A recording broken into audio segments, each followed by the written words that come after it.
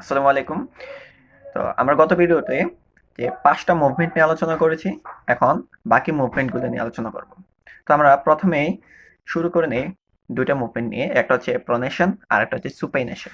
দেখো এই যে ২ টা জিনিস আসলে কি?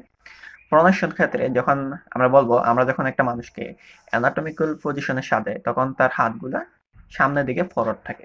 মনে করো এভাবে বলতে এটা নিচের দিকে এভাবে থাকে ফরওয়ার্ড। ঠিক আছে? এটা দেখানো পারতেছি না, এভাবে থাকে। এই যে মনে করো হাতটা এভাবে থাকে। ঠিক আছে? এই হাতটাকে যখন আমরা মিডিয়ালি ঘুরাবো, দেখো হাতটাকে যখন আমরা মিডিয়ালি ঘুরাবো তখন এটাকে আমরা বলবো প্রোনেশন। হাতটাকে যখন মিডলে ঘুরাবো তখন এটাকে আমরা বলবো প্রোনেশন।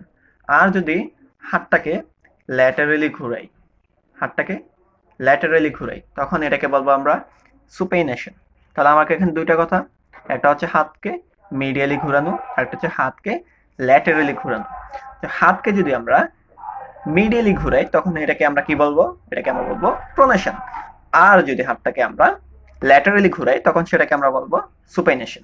ঠিক আছে? খুব সহজে বুঝতে পারলাম। এরপরে যেটা শিখবো সেটা হচ্ছে, এটা তো বললাম হাতের ক্ষেত্রে।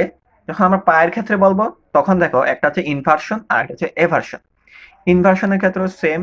আমাদের যে পায়ের পাতাগুলো আছে বা পা আছে, পাটাকে যদি আমরা মিডলি ঘুরাই, ঠিক আছে, পায়ের পাতাটাকে আমরা মিডলি ঘুরাই তখন সেটাকে আমরা বলবো ইনভার্সন। আর যদি সেটাকে ল্যাটারালি ঘুরাই, মিডলি বলতে দেহের দিকে ঘুরাচ্ছি, আর ল্যাটারালি বলতে দেহের বাইরের দিকে বুঝাইতেছি। বুঝতে পারছো? তাহলে মিডিয়ালি যখন ঘুরাবো পাটাকে তখন সেটাকে আমরা কি বলবো? সেটাকে আমরা বলবো ইনভার্সন। আর যখন ল্যাটারালি পাটাকে ঘুরাবো তখন সেটাকে আমরা বলবো এভার্সন। তাহলে আমরা ইনভার্সন এভার্সন বুঝতে পারছি। ঠিক আছে? তারপরে দেখো আমাদের এই যে শোল্ডার, এটা নিয়ে আমরা কয়েকটা কথা পড়বো, কয়েকটা মুভমেন্ট এখান থেকে জানবো। দেখো শোল্ডারের ক্ষেত্রে যখন শোল্ডারটা সামনের দিকে আসবে তখন এটাকে আমরা বলবো প্রোট্রাকশন। দেখো শোল্ডারটা যখন সামনের দিকে আসবে তখন এটাকে আমরা কি বলতেছি? প্রোট্রাকশন। যখন এটা পেছনের দিকে যাবে তখন সেটাকে আমরা বলবো রিট্রাকশন। সামনের দিকে আসলে প্রোট্রাকশন হবে, আর পেছনের দিকে গেলে রিট্রাকশন। এটা তো সামনে যাওয়া এবং পেছনে যাওয়া নিয়ে কথা বললাম। এখন দেখো যে শোল্ডারটা উপরের দিকে ওঠে তখন সেটাকে আমরা বলবো ইলেভেশন। উপর দিকে উঠলে কি বলবো আমরা? ইলেভেশন। আর শোল্ডারটা যখন নিচের দিকে নামবে তখন সেটাকে আমরা বলবো ডিপ্রেশন। সেটাকে আমরা কি বলবো?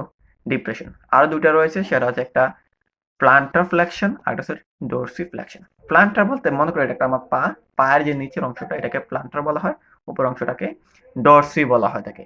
তাহলে পাটা যখন প্লান্টার বরাবর যাবে তখন এটা প্লান্টার ফ্লেকশন, আর ডরসি বরাবর গেলে সেটা হচ্ছে ডরসি ফ্লেকশন।